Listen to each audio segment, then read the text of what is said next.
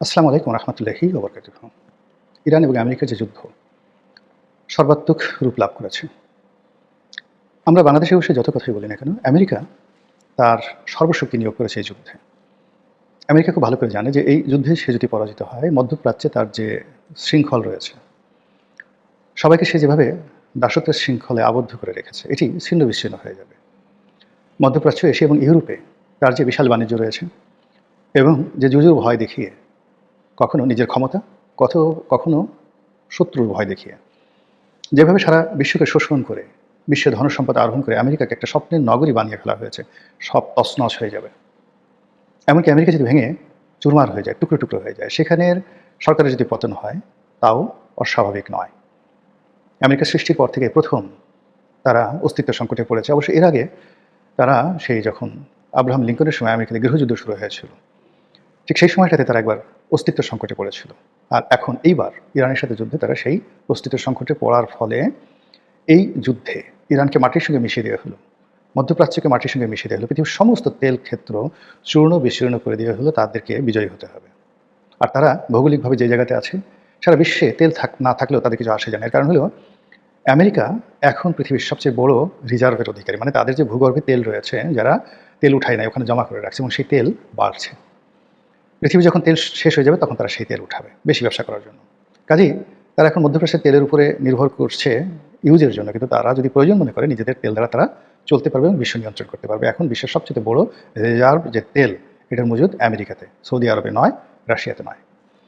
তো আমেরিকা এই যুদ্ধে যে কোনো মূল্যে জেতার জন্য তারা সর্বশক্তি নিয়োগ করছে। অন্যদিকে ইসরায়েল নামক যে রাষ্ট্রটি, তারা এই মুহূর্তে পৃথিবীতে মানবজাতির ইতিহাসে সবচেয়ে পাওয়ারফুল, তাদের একটা হার্ড পাওয়ার ইসরায়েলকে কেন্দ্র করে ওই ভূখণ্ডে তাদের যে মিলিটারি প্রেজেন্স রয়েছে, যেভাবে তারা তেল আবিব, জেরুজালেম, হাইফা, এই সমস্ত বড় বড় শহর বন্দরকে তারা সাজিয়েছে, এটা তাদের হার্ড পাওয়ার।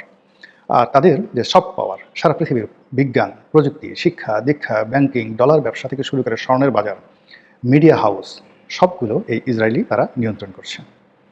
এই প্রথম এই রাষ্ট্রটি প্রতিষ্ঠিত হওয়ার পর তারা যে ঝুঁকির মধ্যে পড়েছে, যেখানে তারা স্লিপ করলে তছনছ হয়ে যাবে, ইসরায়েল রাষ্ট্রটির অস্তিত্ব বিলীন হয়ে যাবে। এবং ইন্তিফাদা জেগে ওঠো নাম করে সমস্ত আরব বিশ্বের মুসলমানরা যেভাবে জেরুজালেমের দিকে ছুটে পড়বে যাবে, একজন ইহুদি সেখানে প্রাণে বাঁচতে পারবে না। এটা ইসরায়েলের লোকজন তারা জানে।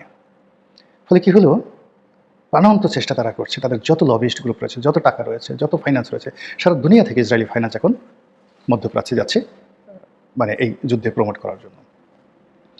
অন্যদিকে আমেরিকা এবং ইসরায়েলের দোসর যে সকল রাষ্ট্র রয়েছে, সৌদি আরব, কাতার, দুবাই বা সংযুক্ত আরব আমিরাত, কুয়েত, এই সকল রাষ্ট্র, তাদের মধ্যে রীতিমতো জীবন হারাম হয়ে গেছে যে কী হবে যদি ইরান বিজয়ী হয়। তাহলে তো অনেক জায়গাতে মানচিত্র পরিবর্তন হয়ে যাবে, অনেক জায়গাতে আরব বসন্তের মতো করে সেখানে রাজপরিবারগুলোর পতন হবে, নতুন গণতন্ত্র শাসক শ্রেণী সেখানে আধিপত্য বিস্তার করবে।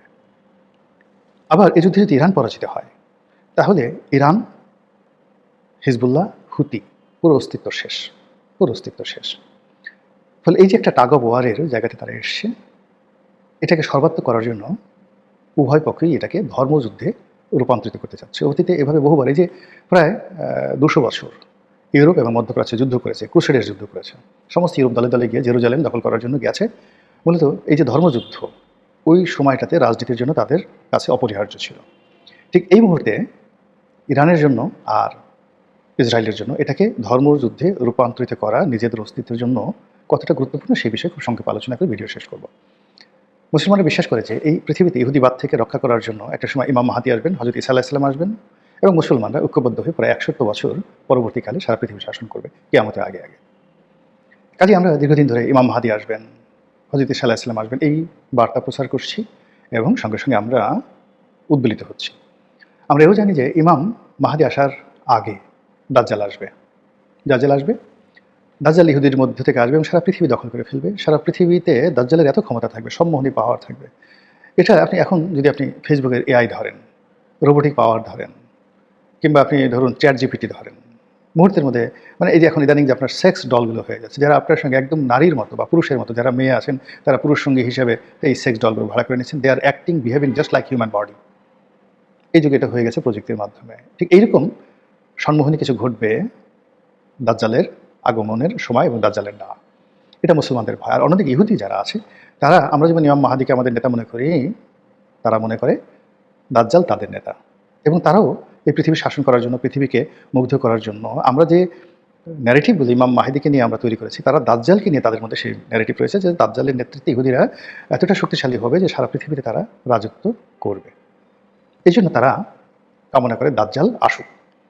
যখন এর আগে গত বছর মানে ইরান এবং যাকে বলা হয় ইসরায়েল যুদ্ধ হলো, 12 দিনের যুদ্ধ, ঠিক সেই সময়টিতে একজন ইহুদি ধর্মযাজক জেরুজালেমে তিনি বললেন যে দাজ্জাল এসে গেছেন এবং তিনি দাজ্জালকে দেখেছেন। এইবার ইহুদিদের পক্ষ থেকে দাজ্জাল এসে গেছেন, নেতৃত্ব দিচ্ছেন, এই সকল কথাবার্তা আমি এখনো পর্যন্ত শুনিনি, কিন্তু ইরানে একটা কলেবর চলে আসছে। ইরানে শিয়ারা বা মুসলিমরা তারা বলছেন যে ইমাম মাহেদি এসে গেছেন, অলরেডি অ্যারাইভড। এখন তারা চিৎকার করে ডাকছেন যে হে ইমাম মাহাদি, আপনি আসুন, যুদ্ধের নেতৃত্ব গ্রহণ করুন এবং আপনার অধীনে থেকে আমরা এই ইহুদিবাদের বিরুদ্ধে, খ্রিস্টবাদের বিরুদ্ধে, আমেরিকার বিরুদ্ধে যুদ্ধ করব। এবং এটা মানে পুরো ইরানে এটা এরকম একটা মনস্তাত্ত্বিক রূপ ধারণ করেছে। মানুষ পাগলের মতো এই কথা বিশ্বাস করছে। একদিকে মাইলের পর মাইল জ্বলন্ত আগুন, আর তার সামনে দাঁড়িয়ে নরনারী, তারা উল্লাস নৃত্য করছেন। ইরানি জনগণ অস্ত্র হাতে ট্রাকের উপর বসে তারা বিয়ে করছেন, তরুণ তরুণী মসজিদে নামাজ পড়ছেন, অন্যদিকে মসজিদ ভেঙে যাচ্ছে, কেউ কান্নাকাটি করছেন না। তারা এই যে এটাকে একটা ধর্মযুদ্ধে রূপান্তরিত করার যে মানে সম্মোহনী ক্ষমতা জনগণের মধ্যে বর্তমান ইরানি নেতৃত্ব এটা তুলে ধরতে পেরেছে, তার ফলে পুরো ওই পেনিনসুলা, আরব যে উপদ্বীপ, সেই আরব পেনিনসুলাতে রীতিমতো ধর্মযুদ্ধের উন্মাদনা শুরু হয়ে গেছে। আমরা বাংলাদেশে সেটাই পাচ্ছি না, আমরা আবেগ তাড়িত হচ্ছি। ওখানে মূল ব্যাপার হল যে মরে যাব, জান্নাত পাবো, তারপর বেঁচে থাকবো, গাজী হব, পৃথিবী শাসন করব। এরকম একটা আবার সেই পারস্য ডাইনেস্টি, সেই হুরমুজের আমলে, সেই যাকে বলা হয় দারায়ুসের আমলে, সাইরাসের আমলে তাদের যে ডাইনেস্টি ছিল, সেই ডাইনেস্টি তারা আবার ফিরে পাবেন। এই স্বপ্নে বিভোর হয়ে পড়েছে। আর এতে করে মধ্যপ্রাচ্যে যে যুদ্ধ পরিস্থিতি জটিল থেকে জটিলতর হয়ে যাচ্ছে এবং প্রতিটি মানুষ তার শেষ নিঃশ্বাস থাকা পর্যন্ত যুদ্ধরত যে পক্ষগুলো তারা লড়াই এবং সংগ্রাম করে যাচ্ছে। প্রতিদিন যুদ্ধের ক্ষয়ক্ষতি মারাত্মকভাবে বেড়ে যাচ্ছে, হতাহত বেড়ে যাচ্ছে। পৃথিবীর যে অর্জিত ধনসম্পদ, বিত্তবিলাস, হরমরাজি, এগুলো যে আমরা গড়েছিলাম, দুবাই যেভাবে গড়ে তোলা হয়েছিল, মানে কি একটা অবস্থা, অতীতে আমরা এভাবে পড়েছি যে আল্লাহ রাব্বুল আলামিন বিক্ষুব্ধ অনেক সময় অনেক পাপের শহরকে জাস্ট ডুবিয়ে দিয়েছেন। এই যে এখন পেত্রা নগরীর কথা আমরা বলি, পাহাড় কেটে কেটে সেখানে অনেক সভ্য জাতি বসবাস করত, সেই বিশাল পাহাড়ের উপরে তারা মেলা মেলাতো, আমরা সেগুলো দেখি। সেই পেত্রা নগরী, সেই সভ্যতা আল্লাহ শেষ করে দিয়েছেন। সেই আদ জাতি, সামুদ জাতি, সেই ফেরাউনের বংশধর থেকে শুরু করে হামান, কত কিছু ছিল এই পৃথিবীতে, আল্লাহ রাব্বুল আলামিন তাদেরকে শেষ করে দিয়েছেন। এখন এই যে যেভাবে যুদ্ধ শুরু হয়েছে, মানে কোনো একটা সময়েতে পৃথিবীর যে 1 নম্বর রাষ্ট্র ছিল কার্থেস নগরী, 1 নম্বর রাষ্ট্র ছিল, 1 নম্বর রাজধানী ছিল Gurgaon, not Washington DC, not যাকে বলা হয় Moscow, not Beijing, it was Gurgaon. More than 100 years, 100 বছর ধরে পৃথিবীর 1 নম্বর কসমোপলিটন শহর ছিল মধ্যযুগে। আপনারা কি বলতে পারেন সেটা কোথায়, কে শেষ করে দিয়েছেন, অস্তিত্ব কি সেখানে, কোনো বিল্ডিং আছে কিনা, খুঁজে পাবেন না। তো এরকম মানে এখন যে যুদ্ধ শুরু হয়েছে, একটা সময় আরবের মরুভূমির বুকে আজ থেকে 100 বছর পরে মানুষ খুঁজবে যে ওই সময়টাতে আমরা শুনেছি, ইন্টারনেটে দেখেছি, বা একটা প্রযুক্তি ছিল ইন্টারনেট, একটা প্রযুক্তি ছিল ফেসবুক, বা বাপদাদা ও 14 পুরুষের আগে শুনছি দুবাইতে একটা বুর্জ আল খলিফা নামে একটা বড় বিল্ডিং ছিল, যেটা উপরে দাঁড়ালে মেঘ স্পর্শ করা যেত। এই ধরনের গল্প ভবিষ্যতে যদি চালু হয়, আর এই যুদ্ধের মাধ্যমে যদি এই যে মরুভূমির শহর, এটা মরুভূমির মধ্যে ডুবে যায়, শেষ হয়ে যায়, কি বলবেন? অতীতের এরকম ঘটনা ঘটেনি? বহুবার ঘটেছে। ওই মরুভূমির মধ্যে বহু শহর বন্দর নগরী তলিয়ে গেছে বালুকা বেলায়। ওই সাহারা মরুভূমি পৃথিবীর সবচেয়ে সুন্দরতম বনভূমি ছিল।